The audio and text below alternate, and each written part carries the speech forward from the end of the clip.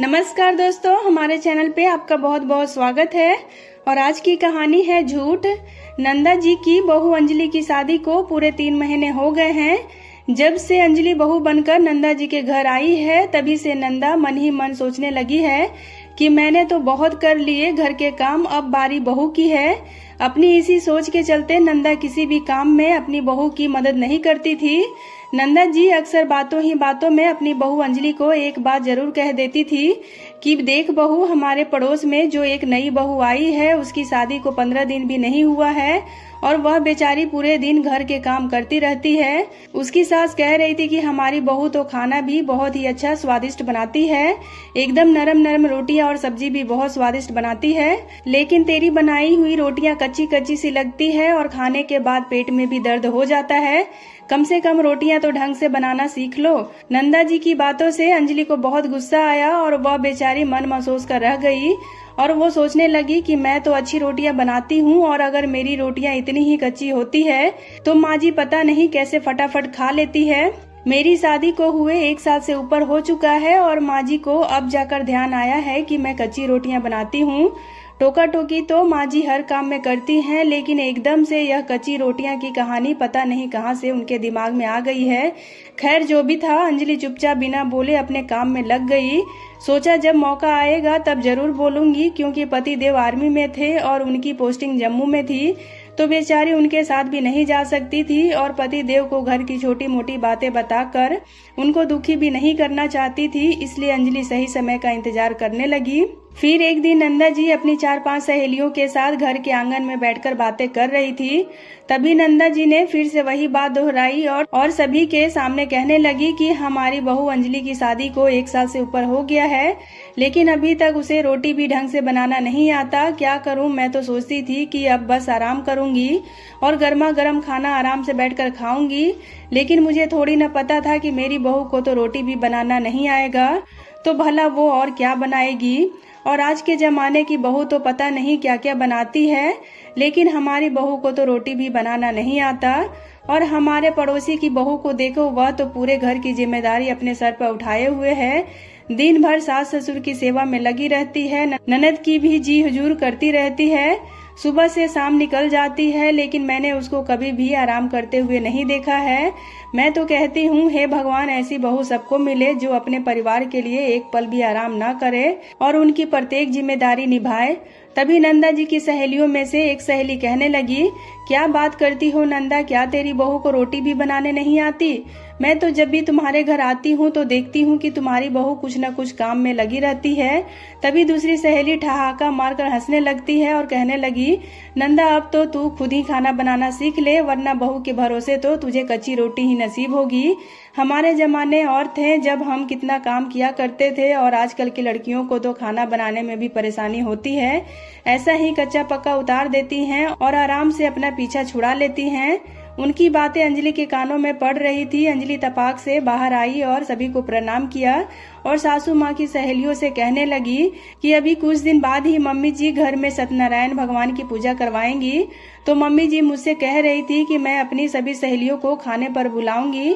और मम्मी जी मुझसे पूछ रही थी कि बहू क्या बोलती हो तुम, अगर तुम खाना बना सको तो सभी को बोल दूं। तो मैंने भी बोल दिया कि क्यों नहीं मम्मी जी, आप अपनी सहेलियों को खुशी खुशी आमंत्रित कीजिए, मैं उनके खाने पीने में और उनकी पसंद की चीजें बनाने में कोई कसर नहीं छोड़ूंगी। नंदा जी के तो होश उड़ गए थे और वह सोचने लगी, मैंने सहेलियों को आमंत्रित करने के लिए तो नहीं कहा था, लेकिन अंजलि बहू पता नहीं इनको क्यों आमंत्रित कर रही है और क्या चल रहा है बहू के दिमाग में, क्या घर के रिश्तेदार कम होंगे। खैर जो भी हो, अब बहू ने बोल दिया है तो बुलाना ही पड़ेगा, नहीं तो यह सब मुझसे नाराज हो जाएंगी। और सभी ठहाका मारते हुए कहने लगी, तो नंदा मिलते हैं सत्यनारायण भगवान की पूजा में, भाई हम तो भर पेट खाना खाकर जाएंगे। बहू तुम कुछ अच्छा सा स्वादिष्ट बनाना, ठीक है हम चलते हैं, अब तुम्हारे घर की पूजा पर ही मिलेंगे, क्योंकि 4-5 दिन बाद ही पूर्णिमा आने वाला है। उनके जाने के बाद नंदा जी कहने लगी, बहू क्या जरूरत थी उनको बुलाने की, घर में पहले से ही इतने मेहमान आएंगे। तभी अंजलि कहने लगी, मम्मी जी क्या हुआ है, तो यह आपकी सहेलियां ही और घर भी आती जाती रहती हैं और वैसे भी खाना तो मुझे ही बनाना है, तो मैं बना लूंगी, मुझे कोई परेशानी नहीं है। अंजलि भी मन ही मन सोच रही थी कि आपने जिन सहेलियों के सामने मेरी बुराई की थी ना, उनको भी पता चलना चाहिए कि कौन सच्चा है और कौन झूठा। फिर पूर्णिमा का दिन आ गया। नंदा जी के घर पर सत्यनारायण की कथा करवाई गई। नंदा जी ने खूब अच्छा खाना सभी के लिए बनवाया और सभी सहेलियों ने भरपेट खाना खाया और वे तारीफ करती हुई सभी के सामने कहने लगी, अरे नंदा, माफ करना, तुम तो बोलती थी कि तुम्हारी बहू कच्ची पकी रोटियां बनाती है और इतने नरम नरम रोटी तो हमारी बहू ने भी कभी हमें बनाकर नहीं खिलाई। और इतनी स्वादिष्ट सब्जी की क्या बताऊं, और मूंग का हलवा तो इतना कमाल का बनाया है कि कहना ही क्या। अंजलि बहू ने तो कमाल ही कर दिया। कच्ची रोटियां बनाने वाली बहू इतनी जल्दी कैसे मास्टर शेफ बन गई, और वह भी 60-70 लोगों का खाना एक साथ बनाया, फिर भी हर चीज लाजवाब। हमें तो यही लग रहा है कि तुम झूठ बोल रही थी नंदा। और इतना सुनते ही बहू उनके पास आकर कहने लगी, माफ करना, मुझे लगता है आप सभी को मम्मी जी की झूठी बातों का जवाब मिल गया है। मैंने उस दिन आप सभी की बातें सुन ली थी जब मेरी सासू माँ आपसे कह रही थी कि मेरी बहू तो कच्ची कच्ची रोटियां सेकती है और कई बार मुझे अकेले में भी टोक देती है। इसलिए मैंने ही जानबूझकर आपको खाने का न्योता दिया था, ताकि अब आप लोग खुद ही देख सके कि मेरी सासू माँ कच्ची रोटियां खाती हैं या ऐसा खाना, क्योंकि मैं तो हमेशा ऐसा ही खाना बनाती हूँ। अब मेरी सासू माँ की नज़र में यह कच्ची रोटियां हैं और आपकी नज़र में नरम नरम रोटी।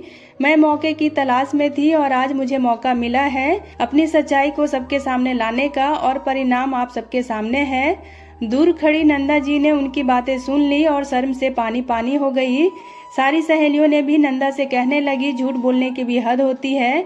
नंदा, तुमने तो कहा था कि तुम्हारी बहू को रोटी भी बनाने नहीं आती, बल्कि तुम्हारी बहू तो इतना अच्छा खाना बनाती है और तुम पड़ोस की बहू की तारीफ करती रहती हो।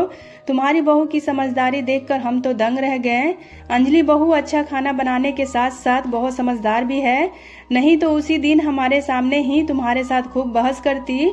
लेकिन अंजलि ने एक अच्छा तरीका निकाला और हमें इनवाइट किया और दिखा दिया कि वह कैसा खाना बनाती है। नंदा जी को उनकी सभी सहेलियों ने खूब खरी खोटी सुनाई और नंदा जी को काटो तो खून नहीं, ऐसी हालत हो गई थी और अपने ही झूठ की वजह से वह शर्मसार हो गई। तो दोस्तों, उम्मीद करती हूँ आपको आज की ये कहानी काफी पसंद आई होगी। तो अगर आपको कहानी पसंद आए तो वीडियो को लाइक और चैनल को सब्सक्राइब जरूर कर लें, ताकि मेरी आने वाली वीडियोस की नोटिफिकेशन आपको मिलती रहे। कहानी में अंत तक बने रहने के लिए आपका बहुत बहुत धन्यवाद।